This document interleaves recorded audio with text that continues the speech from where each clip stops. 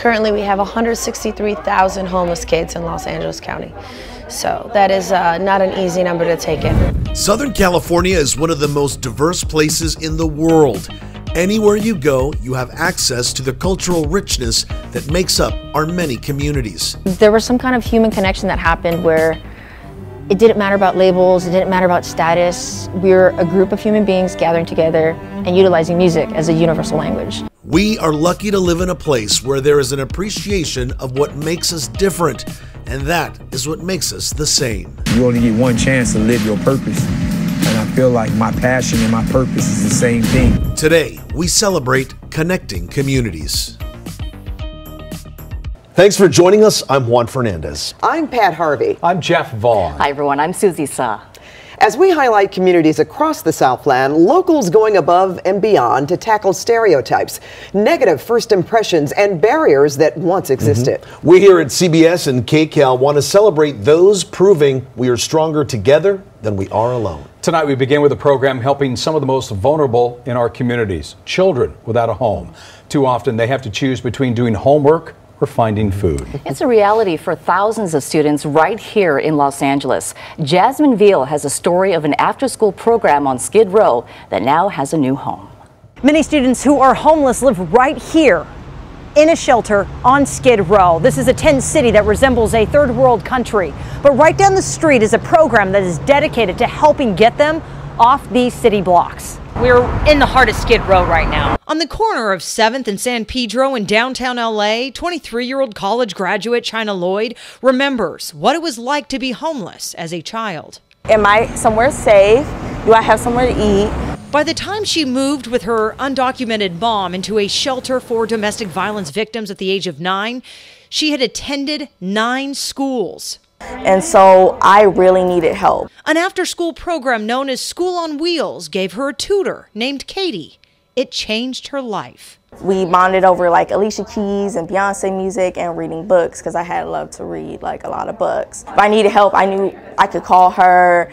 Katie became like a second mother to China. She attended her parent-teacher conferences, took her to tour college campuses, cheered her on in sports, watched her graduate high school, and helped move her into the dorms. I'm a black woman, she's a white woman, so I just called her my white mom. China is just one of the many success stories out of the School on Wheels, founded in 1993. Its volunteers provide free tutoring and mentoring to children from kindergarten through 12th grade who are living in shelters, motels, cars, group foster homes, and on the streets. According to the nonprofit, students who are homeless are 9 times more likely to repeat a grade and 4 times more likely to drop out of school entirely. Currently, we have 163,000 homeless kids in Los Angeles County.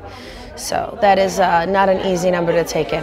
Rima Fakih-Slaby, former Miss USA and the ambassador for School on Wheels, gave us a tour of the newly reopened and remodeled center on Skid Row, which is located in the highest concentration of homelessness in the U.S. This is a safe place. Safe place, absolutely. What we did is we remodeled it so the kids feel like they could have daylight, but yet it closes up for safety.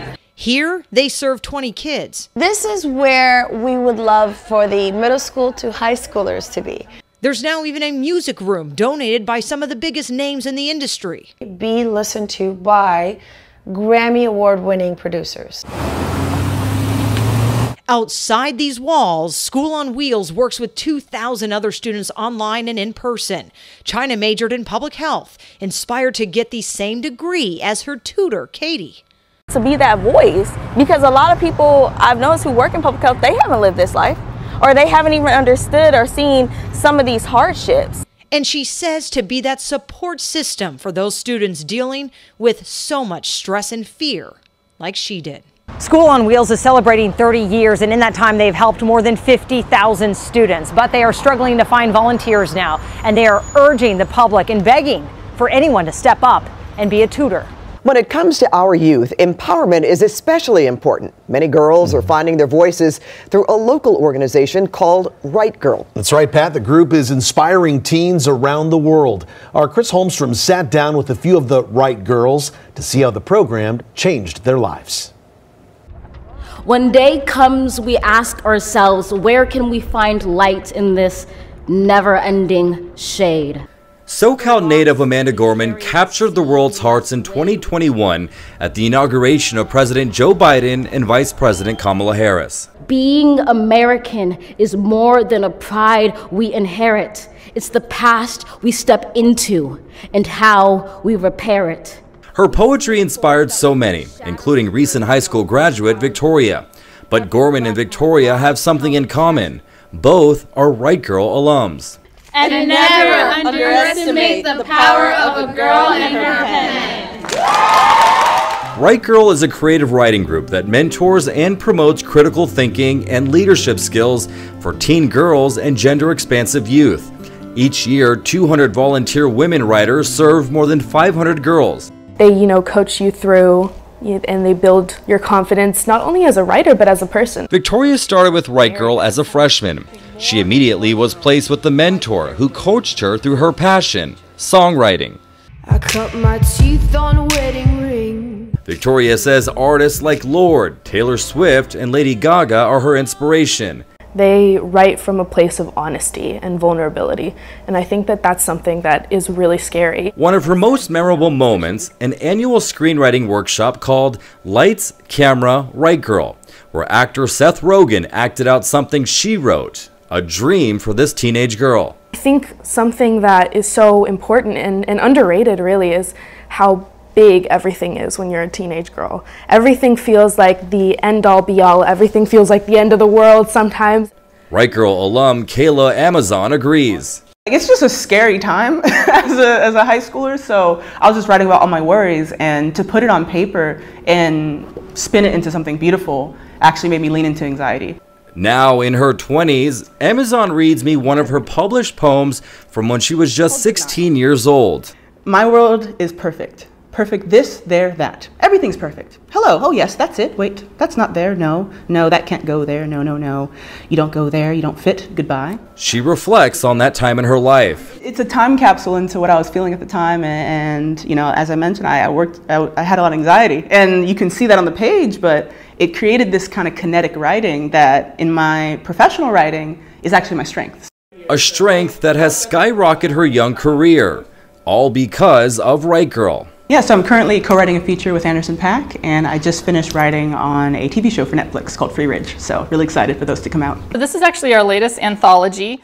Katie Geyer is the Right Girl managing editor. She started out as a mentor 8 years ago. The longer I've been in this organization, the more I've really seen the incredible impact that mentoring can have. And get this, in the 21 years the organization has been around, they have a 100% success rate in sending the kids to college. All made possible by professional mentors who show the younger generation that their voice matters. To have a mentor, somebody who's not a parent or a teacher, but just an outside voice that they can really, bounce their creative ideas off of, have someone to talk to, also, have an individual sort of guide when it comes to preparing for college as well. Right Girl is always looking for women and gender-expansive writers to help mentor teens. Genres include fiction, poetry, journalism, and screenwriting. And for more information, just go to cbsla.com and click on Seen on TV. Stevie Richardson put himself on the path to becoming a professional basketball player. But upon graduating college, he learned he had a 4-year-old daughter in California. After returning home to be near her, Stevie found a new purpose as one of the premier basketball trainers for boys and girls in the Inland Empire. Chris Hayrie with his story. Stevie Richardson runs Stay Fresh Academy in Cheatham for boys and girls of all ages. He's made it his life's work to instill confidence and work ethic into the kids he trains. But it took betting on himself for his passion and purpose to intersect. It was just like, yo, this is what I'm supposed to be doing with my life. So I told my mom, you only get one chance to live your purpose. And I feel like my passion and my purpose is the same thing. So like right now, I'm just living it. And so it's just been the biggest blessing. I walked out the gym feeling just like a brand new person every time like I got in a workout with him, because it wasn't just like the skills he was teaching me with basketball, it was just life lessons and like confidence. It seems like everybody that works with you says, you're tough, it's not for everybody, but you're always there for them. What's the secret to your success? Because a lot of people have been successful coming through here. When people say it's hard, I make it hard. If you bring me your son or your daughter, I have an obligation to give your son or your daughter everything I got. What I'm teaching these kids is not just for the court. Everybody's not gonna make it. I tell them that all the time. You gotta understand, you gotta be willing to put in all this work and understand it still might not happen. But when you hit life and you're going for a job or when you're going for anything in life, you're not gonna know how to quit. Stevie's found the most success with the girls he trains, and in the last 2 years, over 30 have received scholarships or have gone on to play college basketball. Western Kentucky, Hawaii University, it's all over, Cal State Fullerton, Cal State San Bernardino. It doesn't matter about the money, or he doesn't care if he first met you, he'll always go 100% with anything he does. Yeah, he's crazy, but like that's the best thing about him. You know, even when he doesn't want to be here, he still shows up for us. And he's there for us no matter what. My gift from God is a connection with kids and people. You know, I wanted to go to the NBA. I wanted to be 6'9" Michael Jordan, but to these kids, I am 6'9" Michael Jordan, just in a different way. Taking in a symphony performance can be seen as an experience only enjoyed by the most privileged among us. But one local organization is breaking down those barriers. Marcy Gonzalez shows us how music has the power to heal and unite.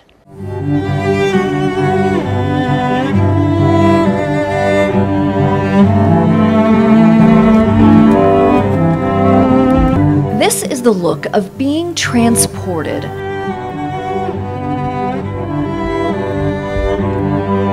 Carried by this music somewhere far from the worries of the day. You remember good times and bad times.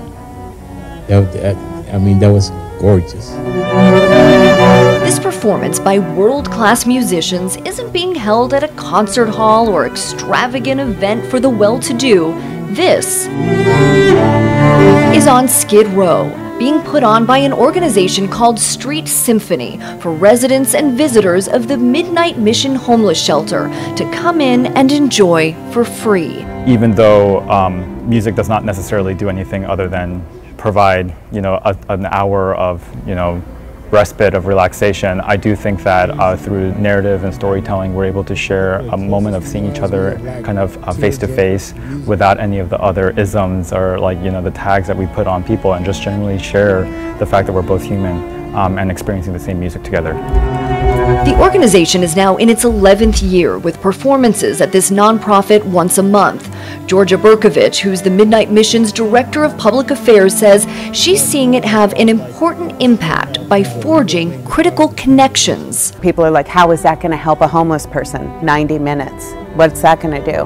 Well, I'll tell you what it's going to do is in those moments, people may feel hope for the first time. In that moment of sweetness, they begin to feel a feeling of hope. And when people feel hope, they're more apt to ask for help. And then if they ask for help, here we are. And Street Symphony is there for community members at the Midnight Mission who want to explore music even further, offering guitar and songwriting lessons, culminating in moving performances like this. To make us kinder. Transformative, not only for the students and the audience, but everyone involved. When I first came out here, my first experience in a program, I thought we're going to listen to music and we're just going to leave. But there was some kind of human connection that happened where it didn't matter about labels, it didn't matter about status. We were a group of human beings gathering together and utilizing music as a universal language. And it's amazing some of the people we've met, relationships we've built, conversations we wouldn't rather have outside of this platform.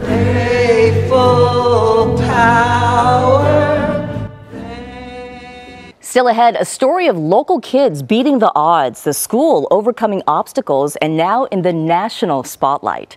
And it takes a village to help ease the homeless crisis in Los Angeles. A look at how the community rallied together to create new homes and a new beginning for local veterans.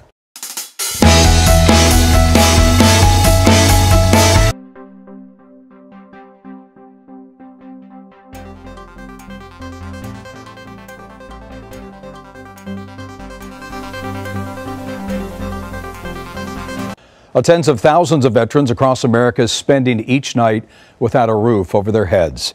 But here in Los Angeles, some are finding shelter in a village of micro homes. Joy Benedict shows you how it's making a difference. The west side of Los Angeles is known for giant waving flags and patriotism. But nestled behind the gates of the Veterans Affairs compound, it is the smallest of symbols that seem to have the biggest impact on those who served. Mine is down here. Michael Shea is homeless, or at least he was. That's a parachute rigger, and then those are my airborne wings. He was proud to show off his first home in almost a year, a tiny structure built on the lawn of the Los Angeles VA. It's not a car door. It's not, it's actual, it's a door. And there are rows of doors. This is CTRS, Care Treatment Rehabilitation Services, the only tiny home village in the nation run by the VA and reserved for homeless veterans. Thought that this would be the best avenue to getting back to that, forever home. And he's not alone. There are an estimated 40,000 homeless veterans nationwide. So when the pandemic shut down group shelters and tents displaying the stars and stripes started showing up outside the gates, this program was born. A tent city, then tiny shelters, all of which are donated. We had a lot of homeless veterans, but we needed a place to put them. Shannon Santini runs the program. In the last 4 months, she has seen donations come in from local schools, local businesses, even former Governor Arnold Schwarzenegger. It's really heartwarming to be able to offer a pallet shelter to someone versus a tent. So it's really wonderful. But it's also very sad when you think about how much need there is here in this community. Veterans right now are coming here from all across the country saying, oh, we saw that you have this pallet shelter. Can we come to it? But this is just the beginning. 5 years since I had my own place. 5-6 years. Warren Miller moved into one of the first tiny shelters in October. A few weeks ago, come into my little humble abode.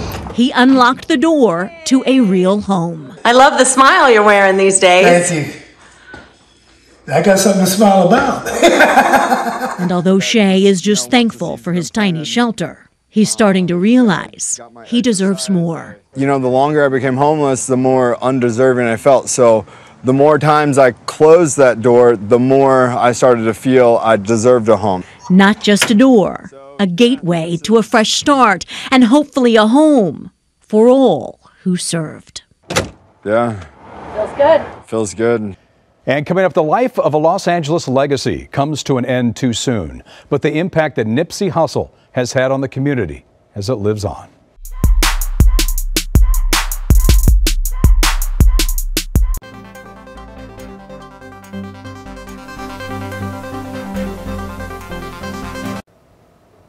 Rap icon and entrepreneur Nipsey Hussle was gunned down in 2019, but his legacy lives on. I sat down with Nipsey's brother to talk about how the family is doing and the cannabis dispensary that opened earlier this year in honor of him. You got to figure out how to just keep pushing forward. The resemblance is uncanny. The late rap entrepreneur Nipsey Hussle on the wall and his older brother Samuel Asghedam in person. Sam and I met recently, more than 3 years after I interviewed Nipsey, to reflect on the past and the road ahead. Did you know at the time, Samuel, just what an impact that your brother had on people? We knew the impact, but we didn't know how wide it was. Murals of Nipsey have become a staple of Los Angeles, this one in Canoga Park. Nipsey, born Ermias Asghedam, was a self-described marijuana connoisseur. Growing pot and selling it funded recording endeavors that ultimately led to platinum records and Grammy Awards. But those early pot deals also led to a lot of trouble. Marijuana, a lot of times people were going to jail. So once it started legitimizing, it was a goal. We got to get into this legitimately. Before that could happen, just 6 weeks after our 2019 interview, Nipsey was gunned down in front of his clothing store at Crenshaw and Slauson. Among the people most deeply affected, his business partner, confidant, and big brother, Sam. How close were you? Very close. Excuse me. Sure. I can tell that you miss him a lot. A lot of memories.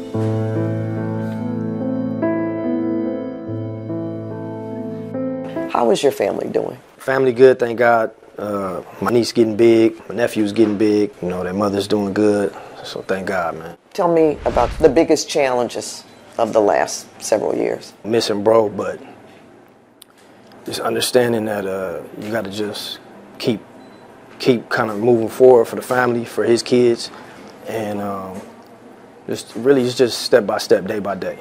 As for finally being able to open the Marathon Collective, we looked at it like the alcohol during Prohibition. It'll be something that the kids can look up to when they get older and know that this is something that their parents, worked hard and established. This is something that Hustle wanted, that we wanted, and I'm just happy to be able to open it up.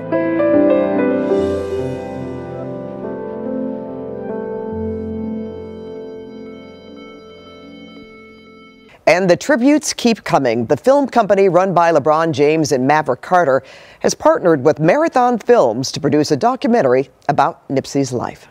Still ahead, lighting a brighter path for people without sight, the local teacher leading the way in the blind community. And it's not Hollywood or Beverly Hills, but it definitely is an LA destination to visit. The community making a name for itself with comedy.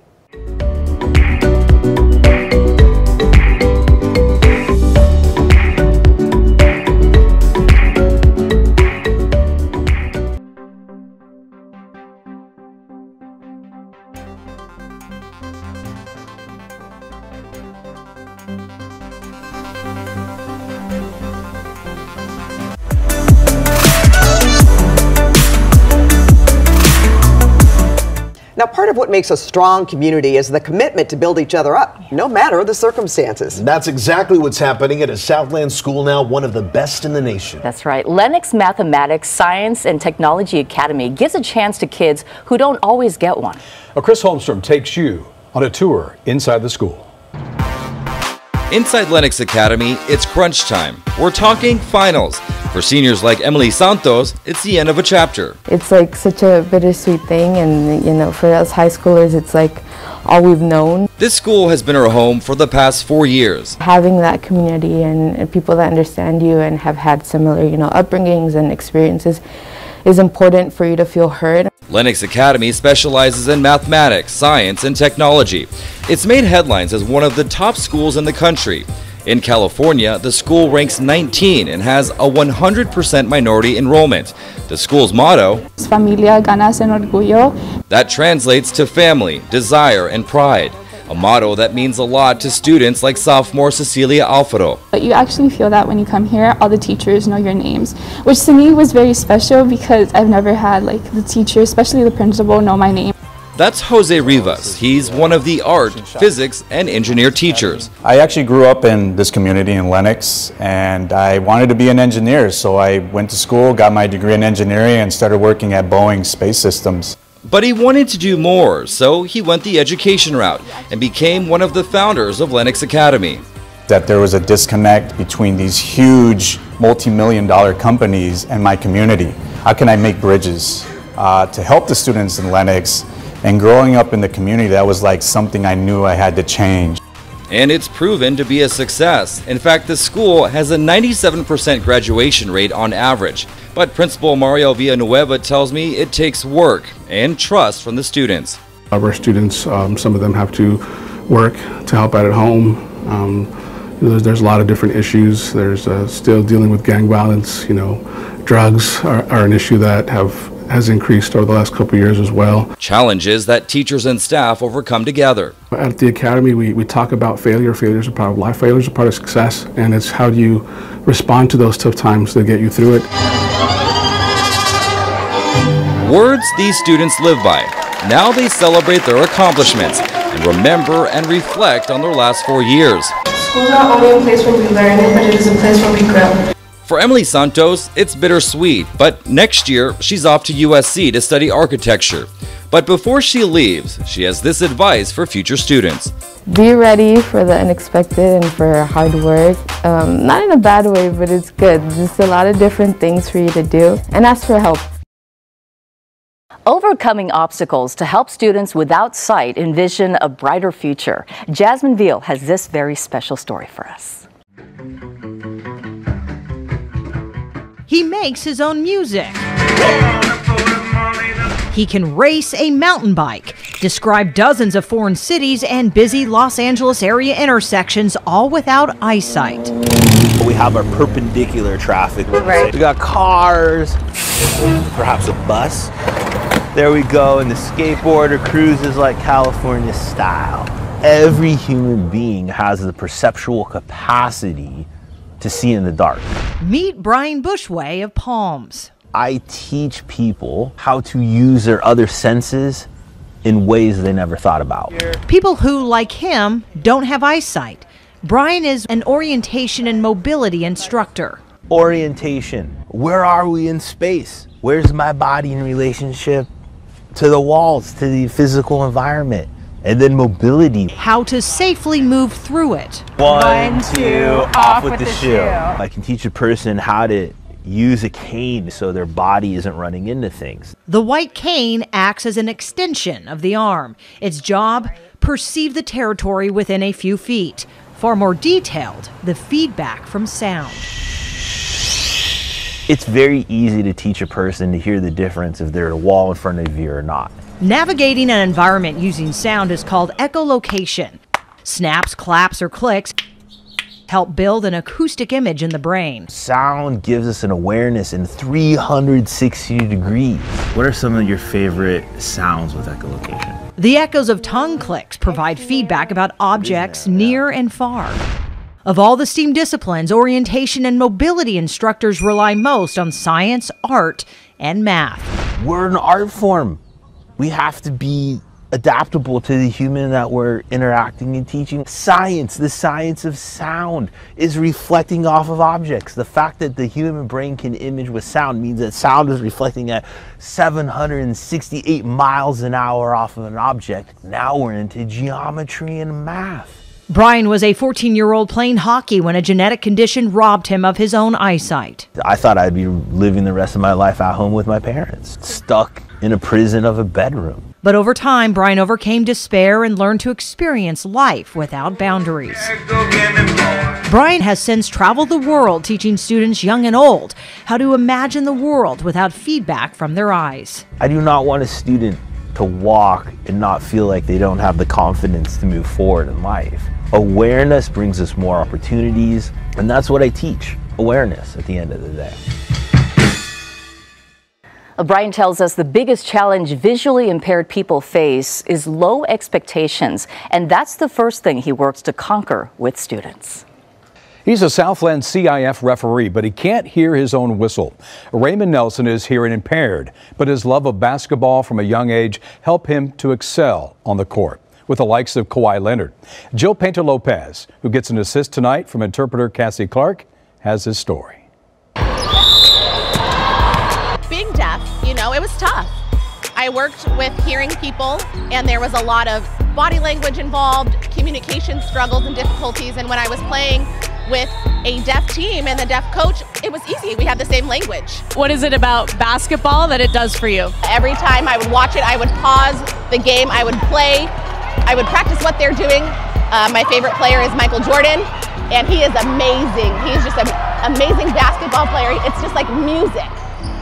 I can't hear it, but it's kind of like music, and it's a beautiful art. And so I always pause the TV and then play the game, and that's how I would be better. You had some pretty famous teammates. What did you enjoy about playing with Kawhi Leonard and Tony Snell, who are both in the NBA now? Honestly, I've never thought the both of them would be in the NBA. They were just okay players to me at that time, but now with their hard work, their training, oh my gosh, yes, it makes sense that they are in the NBA playing at the professional level. When we played together, every time I guarded Kawhi, it was always so hard because he's 6'8" and his wingspan is 7'2", 7'4". So I had to guard him and I couldn't stop him. Why did you want to become an official? I love basketball, so I just wanted to stay on the court until I am ready to retire. Then I'll go ahead and stop reffing. Knowing that he is from a deaf community, which is awesome, we were able to bring him into our organization and train him correctly. And now he is part of the CIF organization in our community, and he's doing really well out here. So if somebody were to come in and watch him, would they have any idea that he's deaf? No, In basketball, you need to know how to effectively communicate and articulate the rules and regulation by hand signals, and he does a very good job by doing so. Pre-game, I typically approach the coach and let them know that, hey, I am deaf. If you need anything, you want to call a timeout, I will. You can step on the court, get closer to me so I can see in that visual field to call the timeout. But other than that, there are really no struggles, you know. It's really well. And what's your experience been like with parents? Most of the time, the parents are yelling, and I'm just going on with my day, and they don't realize I'm deaf, and then they say, hey, and they'll keep talking to me, and I say, oh, I'm deaf, and they said, oh, well, I was just wasting my breath, you know, yelling at the ref, and, you know, I tried my best, you know, I'm not perfect. Hearing people, they have refs as well, and they're not perfect, and we just do the best we can to get by. What's your hope for your future? Hopefully, I will be a deaf collegiate ref, and maybe I can become an NBA ref. Raymond isn't the only person in the sports world making an impact. A female high school football player is also making history. She has done what no other girl in the state has done on the football field. Jasmine Veal has more on the high school senior who hopes to inspire others. This is the moment when Laguna Beach High School senior Bella Rasmussen made state history last Friday night, becoming the first girl to score 2 touchdowns in a high school football game. She's the 8th girl in state history to score a touchdown on varsity, according to Cal High Sports. I told my mom, I was like, Mom, I did it. Like, I finally did it. And I was so excited about it, and everybody was so happy for me. Sorry. Oh, sweetie.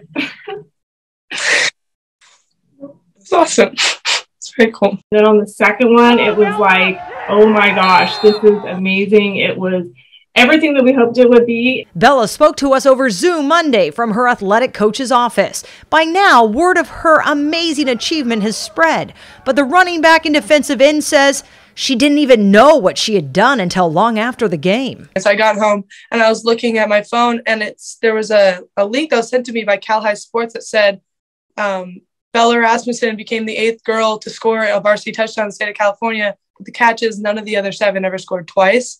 And I was like, wait, what? Her mom says by 7 years old, Bella wanted to play football like her older brother. Did you know that she was going to be a football player? The thing you have to know about Bella is from the time she could walk, we knew she was going to do her own thing, and it was going to be big. And if you think she's not tough enough, think again. I mean, talk to me about kind of the bumps and bruises along the way.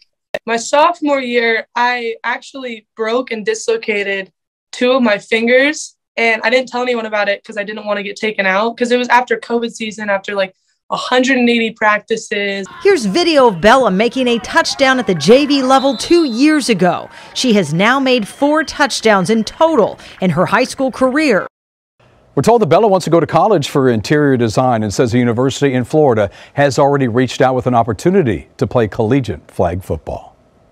Well, it's not one of the best known cities in Southern California, but it definitely is one of the easiest to fall in love with. The city of Bellflower. It had some dark years, but new businesses are helping bring it back better than ever. Nicole Comstock went to a comedy club helping pave the way.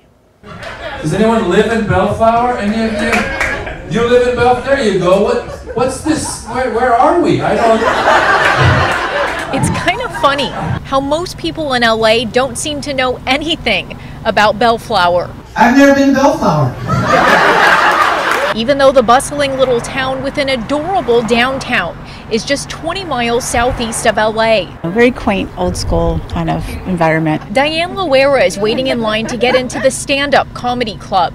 She used to work here in Bellflower and notices a big revitalization effort taking place. It kind of went down for a long time, but now there's lots of new bars and restaurants. John Girius couldn't agree more. We felt like, you know what, this is a great opportunity to give the community a little piece of Hollywood without driving there. He's the co-owner of the Stand Up. The state-of-the-art 140-seat sit-down dinner and comedy club is about to celebrate its 1-year anniversary. And while it was a bit of a struggle getting started here during the pandemic, we made it through the dark fog and we're kind of coming out of it.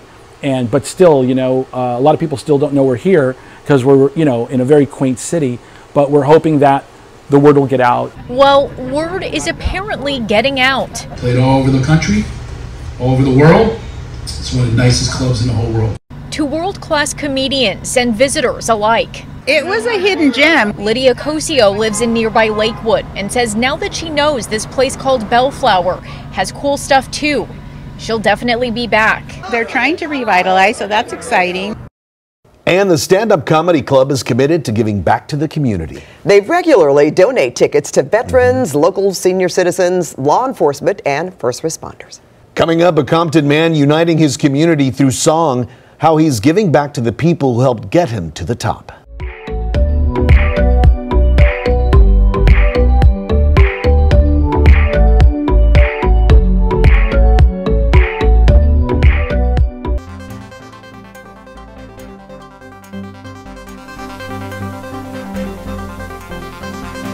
A local musician has risen to fame with a unique story and a unique sound. And now he's making sure to give back to the community that supported him along the way.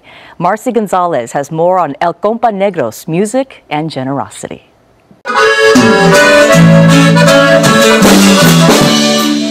This is probably not what comes to mind when you think of music out of Compton. And this is probably not the guy you'd picture behind this traditional Mexican music. But El Compa Negro, which translates to the Black Friend as he's known, is redefining those impressions. The 26-year-old African-American who grew up singing gospel stumbled onto corrido music as a kid when he heard his neighbor's band playing it. One of the songs, I don't know how, it just got stuck in my head. And at this time, I didn't even speak Spanish. But here you go, here I am, I'm just singing a song. And a guy, he hears me, he's like, wait a minute, grab the mic. And they're like, no, sing, sing, sing. So I started singing and that's how it, yeah. After that, this video of him singing at Citrus High School in Paris went viral. Then a second video of him belting out a cover song by famous regional Mexican singer Larry Hernandez went viral too. Hernandez saw it and wanted to meet him. Cheer up, man, Larry's looking for you. And Larry was like my idol as a kid. So once I see that he's looking for me and we get in contact with him, he invited me to sing in San Diego in front of, like, I want to say like a good 20,000 people. That was when I knew that that's what I wanted to do, you know, for the rest of my life. El Compa Negro's career has been simmering for a while, but has now taken off. He's now known as the Eminem of Mexican music, and just this summer became the first regional Mexican music singer to sign with Death Row Records, sharing this video on TikTok of himself with the label's co-founder.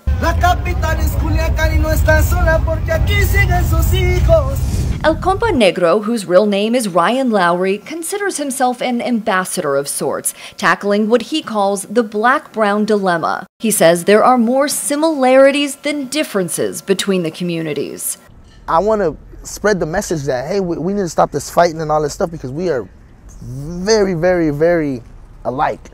And Lowry doesn't take his good fortune lightly, now using it to help others by holding events giving out free gas. He says this is an opportunity for the black and brown communities to see that they are struggling through the same financial difficulties. And everybody can relate. We all are, you know, we've had it to here with these prices, you know, of the gas. So I was like, that's a good way to give back to my community, you know. Filling up tanks and hearts in the community that made him the groundbreaking rising star he now is. This is what this is all about, is bringing the community together, because a lot of people, when they think about Compton, they think of NWA and black people. But Compton does have a big Latino presence as well, so I want to, you know, show that too. So it's time, you know, get together. We're like long lost brothers.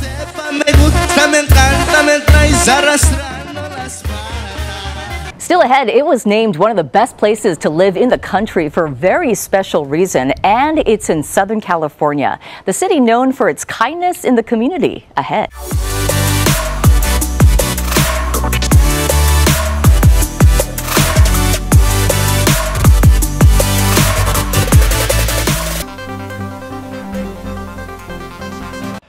There are a lot of great cities in Southern California, but one made the cut on a new list of the most neighborly communities in the U.S. Oxnard. Joy Benedict drove up the 101 to the city by the sea to find out why it's considered so friendly. It's kissed by the sun and hugged by the sea. At least that's what they used to say about Oxnard, California. Today, it is known for its festivals, salsa and strawberries, and summer concerts, and of course the miles of sandy beaches made famous in movies. But for those who live here, they instantly think of something else. The biggest thing is just the sense of community. With more than 200,000 people, Oxnard is the largest city in Ventura County. We know each other. We're a big city, but yet it's small enough that we have the hometown type feeling. Mayor John Zaragoza has lived here his entire life, so he isn't surprised that Oxnard was ranked as the 4th most neighborly city in the nation. I know my neighbors. When I get out, it's kind of nice to say hello, Alicia, hello, Don, and hello, Kimberly, and so forth. And being neighborly, well, it's kind of a thing here. Do you know your neighbors? Absolutely. By first name? Yep. Just today our dog got out and somebody took the time to track down and post in River Park and see, whose dog this was. The other day I had my garage left open and I told my wife, what was knocking out there? And it was Don and also Bill across the street. He says, Mr. Mayor, your garage door is open. Are you okay? The ranking is done by the website neighbor.com, and it takes into account a lot of things besides just being neighborly. Things like volunteering, access to parks, and of course, happiness. Close to the ocean, you don't have to deal with the traffic. It's just, it's a lot more quiet. The rankings are also based on charitable giving. In 2021 alone, the city served more than 7 million free meals to an estimated 99,000 people, almost half its population. Every Thanksgiving, there's a big movement for food drives and things like that. People volunteer their time for helping out. And crime also plays a factor in the city's score. But last year, Oxnard had its lowest crime rate in a decade. For our size of city, our crime is minimal. I'm not saying we don't have it, but it's minimal. And did we mention the beaches and the breeze and the weather? Well, it's worth a second look. But I like being the best kept secret. I like that. For whether folks stop by for a night or a lifetime, Oxnard is a city many are proud to call home. Oxnard was number 4 on the list behind Rochester, New York, Madison, Wisconsin, and Provo, Utah. San Jose was the only other California city to make that list at number 11. But we couldn't conclude this show about communities without talking about animals. No, one local woman crisscrosses the large city of Los Angeles in a very unique way. Yeah, with a traveling herd of yoga-friendly kids. Meteorologist Evelyn Taft introduces us to the goat mama. They jump, they crowd, they rumble. And in the middle of a photo shoot, they'll steal the show. They have no boundaries whatsoever. Meet Michelle Triton of Hello Critter in Los Angeles. She's a goat handler and trainer. Hi, babies. Michelle's goats have quite a following. We get to go to the most interesting places. Why so in demand? Goats create interest. People are interested in trying new things when there's a goat involved. Especially yoga. These are yoga boots for the goats. When Michelle and her goats show up, yoga classes sell out. Of all the STEAM disciplines, Michelle relies most on science and art, the art of creating a social media buzz and the science of animal husbandry. 3 factors are essential to goat well-being: companionship, goats need each other, a variety of vegetation to eat, and a habitat that facilitates jumping and climbing. This is partially because of the way their vision works. They have rectangular pupils, which allow them to see like 300 degrees around them. They can always see wide, but not high. Who wants grapefruit? Little bit wants grapefruit. Hi, Ivy. Michelle fell in love with goats at 6. Lesson learned. Pay attention to what you like as a kid and what kind of avenues you can take with your passions. That's our show. Thanks for watching. Remember, you can always catch us streaming live on CBS News Los Angeles.